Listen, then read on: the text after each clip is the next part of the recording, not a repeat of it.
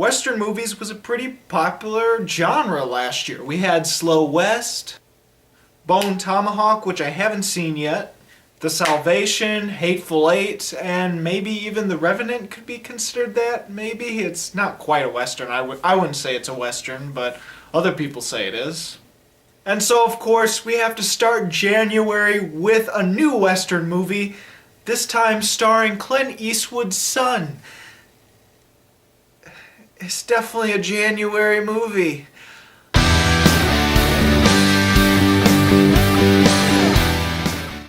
Diablo has a very simple Western premise. Scott Eastwood, who you might know as Clint Eastwood's son, plays our main character. His wife is kidnapped and her captors flee into the night with her. He chases after these kidnappers and tries to get his wife back, all while coming across different people and different acts of random violence ensue. There's actually a lot more to the story that can be told, but I don't want to give it away in case you're interested in this movie and in case you want to see this pretty bad movie. Now, I feel bad for Scott Eastwood. I think he's a pretty good actor from what I've seen in this movie. There's certain issues with his acting I have, but I feel like this role was a no-win situation for him.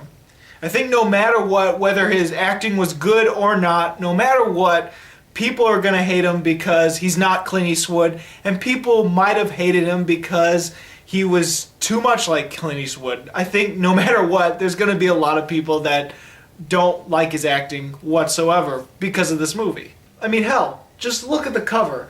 It looks like it's clearly trying to market him as the next Clint Eastwood. Just look at his beard, the way he looks. It looks like a Clint Eastwood movie. It looks like the embodiment of Clint Eastwood. And I have to admit, as soon as I see the beard, the getup, the hair, even when he squinted his eyes, he looked like Clint Eastwood. He is definitely Clint Eastwood's son. But I think that harmed the film because he's not Clint Eastwood. He doesn't have the same grit, roughness that Clint Eastwood brings to his characters. I think he's fine through most of the movie, but some of the moments where he's not talking and where he just has to do physical acting, it's just not as well done. Like, there's a certain blandness to it, a certain, no personality to it. And most of this happens in the first half. Like, the physical performance towards the end of the film is very different, and I feel that he does a good job of it, even though it's very cliched, and I don't want to get too much into it because it's a bit of a twist.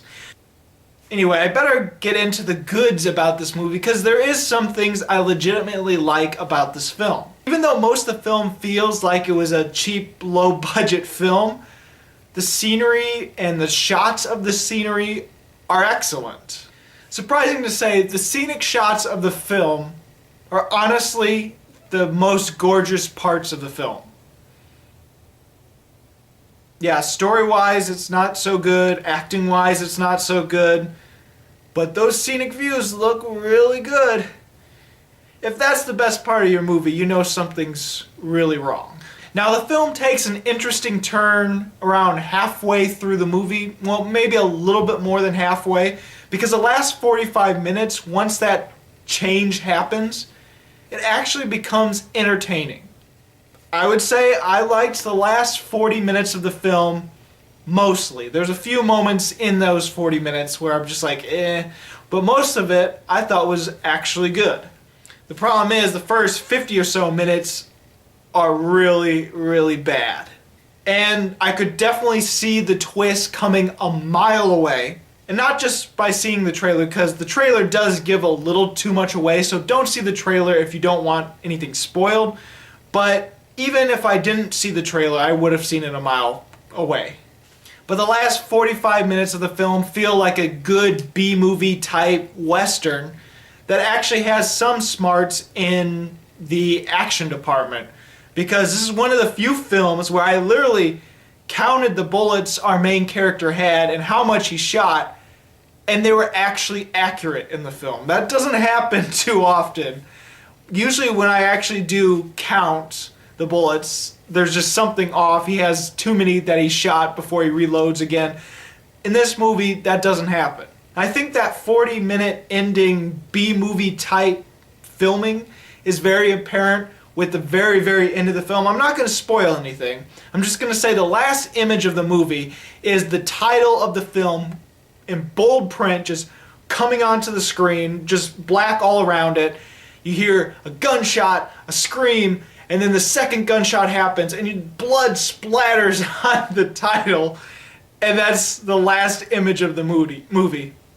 Now, performance-wise, I've already talked about Scott Eastwood, but there's two other actors that did a good job in this movie, and that is Danny Glover, who did really good, even though he's in it for like one scene.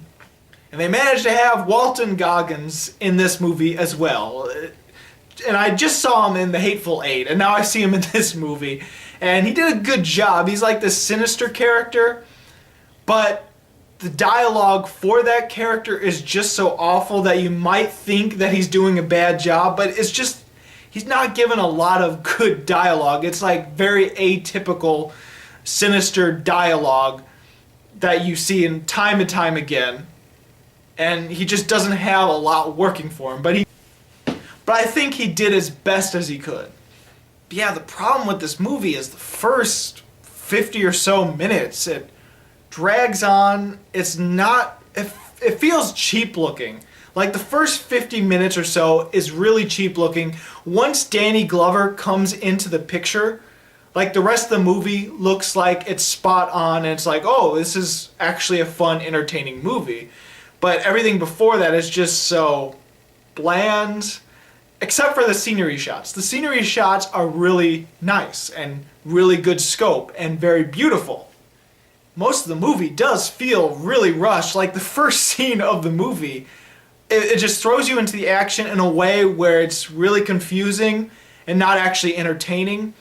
And you feel like there's a lot more that needs to be in this scene for us to actually care about the character. Like the first thing that happens, the immediate first scene of the film, after it's a dialogue from Mark Twain. Yeah, they have Mark Twain quote at the very beginning of the film. Something about sympathies for Satan. Because the film's Diablo.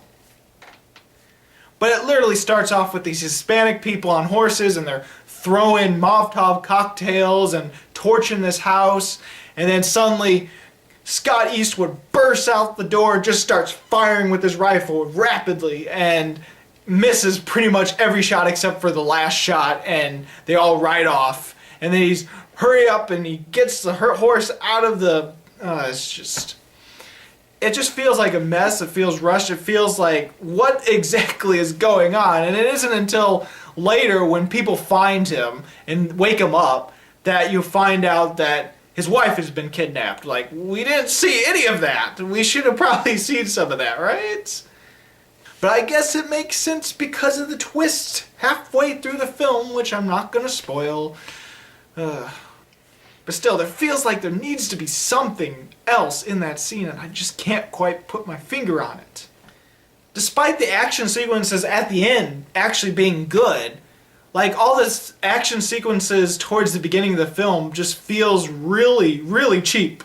Like there's this one moment when he's just going through the forest, it's very snow covered, and then all of a sudden you just hear a gunshot, and a little bit of the branches sway from the gun, from the bullet, I presume, and some of the snow falls off. And so he like ducks, but then he's like all really calm, and he just like strolling through the forest. You just keep hearing gunshots. You don't see it hit anything. You don't see any explosions around him or the bark exploding from the bullet. You just see him casually walking and got his rifle, and you just don't... It's just really weird seeing it. And I can understand it because he's sneaking around, but he doesn't even look like he's sneaking around. He's just hunched over a little bit and then just casually walking with his gun. Also, this movie has a moment in it where it's so unintentionally funny to me that I just couldn't stop laughing. And I had to show my sister as soon as it happened. It's just... Alright, let me lay out the scene for you. So Scott Eastwood, he's at the river, and he's either washing his face or drinking. I can't remember which, but he's by the river, and then suddenly an arrow comes and shoots right into the log right next to him. He looks at the arrow, still in the water, still kind of washing, and then a second arrow hits. He sees the second arrow, still there, looks up, sees something poke behind the rock, like duck behind it, and then he finally reacts and runs and gets the gun. It's like there's like a second and a half, maybe more, where he doesn't react to the second arrow. You think if he sees the second arrow, he'd quickly rush and get to his gun, but he just sort of he just crouches there as this arrow goes. It's like, oh, it's an arrow. Oh, something's there. But that's not even the funny part, right? So he starts shooting his rifle really rapidly at the rock. It just hits the top of the rock several times, and then he just suddenly yells, "How do you like that?" So he keeps shooting as he goes to the rock, and then suddenly he gets behind the rock, and he sees it's this little Indian boy. And so the little Indian boy is not that good of an actor, and he's... So he's like this. He literally has his arms up like this, and he's just like... And so Scott Eastwood, he points his rifle at him, he just sort of just like puts his rifle away, takes the boy's bow, which is this little bow and arrow, and he says, "That's not very nice."